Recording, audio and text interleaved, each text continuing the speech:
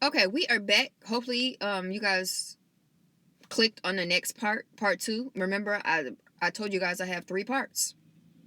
Three parts. We going down the list. Okay.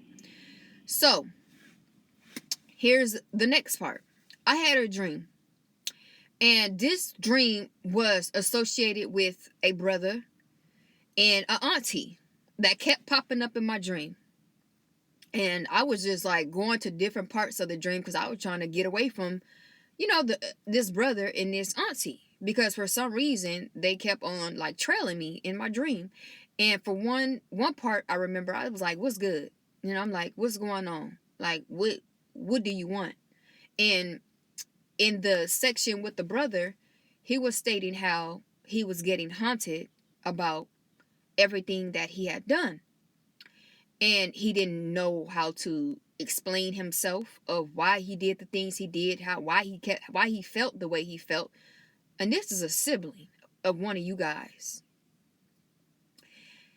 And he couldn't really put the puzzles and the pieces to why he had so much anger against, this, against me. So he tagged team with the Kingdom of Darkness, and he allowed a ritual to happen where he got attached to a bunch of different entities, dark entities, defiled parasites, because it was said that it will bring him, more power to destroy, me. And the adversary was using this, person because he was close. These two individuals was close in the perimeter of a family dynamic. So it was easy access. It was easy to attack so-called, these demons. But they, again, was speaking with him, within of this group covenant, was telling, the brother that, you, in order for you to even defeat, this divine being, you will have to get the help of these dark entities that have a higher force that can help you. And he agreed. And again, these rituals will take place within I guess the full moons or whatever dates that, they group together, and they create this ritual upon him, to where, again, to where the whole process was finished, and then he'll start to attacks. And this information was sent to me through a letter. He had a letter, and he sent it. I'm reading it and reading all this through the letter or whatever. And jealousy and envy was in bold red letters. Wanted your destiny was in bold letters. Wanted your identity, wanted people to see him in the ways of how others see you. So much hatred was spilling out of the letter, and just theft. Like, I'm talking about like fraud, theft, scamming was taking place within my name that this person had done with this auntie. That's when the auntie had came into fruition, because again, this brother had tag team with this auntie to do these criminal acts, within my name, stolen some of the inheritance, was making fraud checks, within my name, was really trying to destroy and devour my life.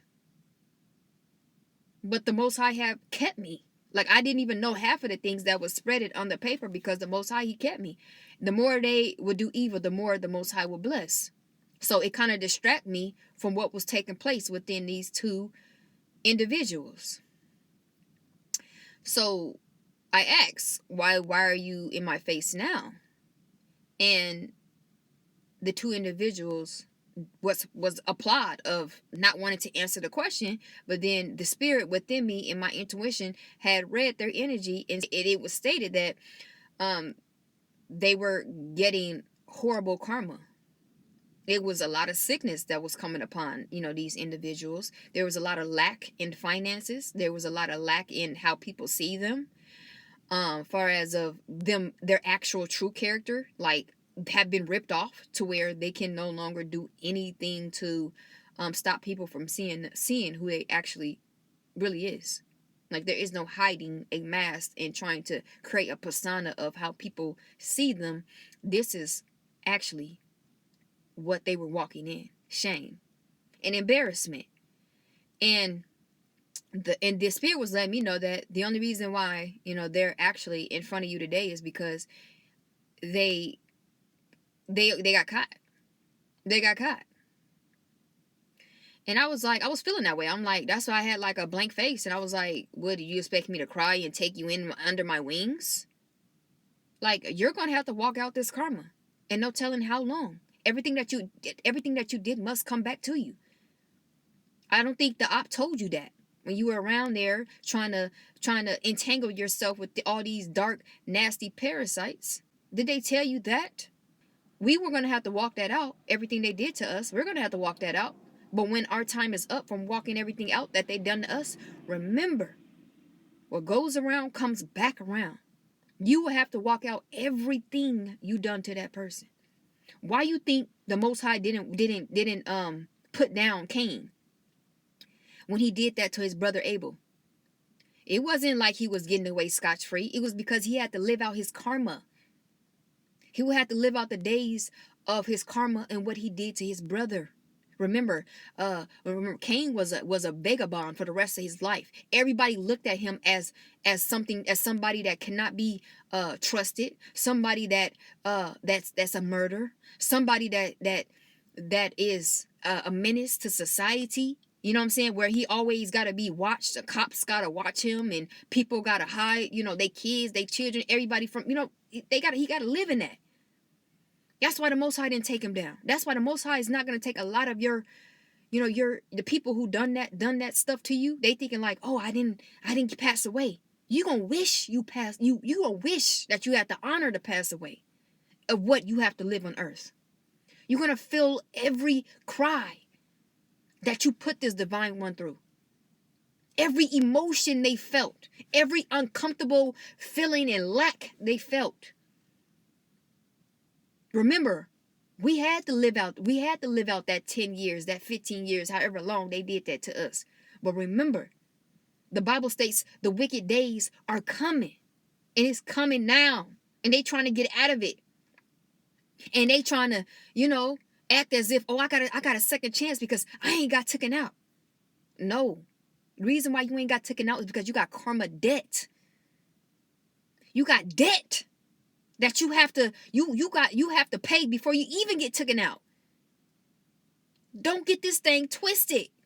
And don't be trying to show back up in a divine one face and try to play the shame blame game with your head down as if you sorry. Yeah, you sorry. But we not sorry. Because we know how this thing works. That's why we ain't took it in a revenge type of way. Because we already knew how this game goes. That's why we try to, clear our slate with everybody. We repent immediately. We clear our debt immediately because that's not something we want to pay in the future. We don't want to have to live our best life when it comes of paying karma. Remember, our best time is coming now. And think about those if you was to mess up and had to pay back karma debt. We ain't got time for that. This is our time to live. And these are other folks' time to pay their debt. So you're going to see a lot of folks hitting you up, trying to figure out where you at, trying to, Leah, a 4-page letter, and I closed it with a kiss. And it's like, you looking at them like, there ain't no bad blood over here. But I see it must be your karma time. And you trying to get up out of it. And there is no getting out of karma. You have to pay that debt. That is universal laws of the whole universe. Why you think the divine ones is walking on eggshells? We ain't doing nothing. You can sit here and watch us all day. We ain't no criminals. We ain't doing nothing. Because we already know what comes along with it. And it's beyond, the laws of the earth. It's beyond the laws of the government. This is a universe law. That can't nobody help you. You know how people be doing stuff in up there in the federal, up in federal in the federal law, and they like, oh, well, I got this person to cover me. When the universe is tapping that butt, ain't nobody helping you. Can nobody help you? And if they do get in the way, they gonna get messed up as well. You best not get in karma's way, because you gonna be a victim to you trying to be the so-called Samaritan, trying to super save her. I wouldn't. I would move out the way. If you knew what was good for you, you would move out the way. And let this person get they pay that debt. And that's what I'm here to do. I'm moving out the way, and I'm letting folks pay the debt. You come to me, yeah, you can say whatever you want to say, because I'm not going to dismiss you.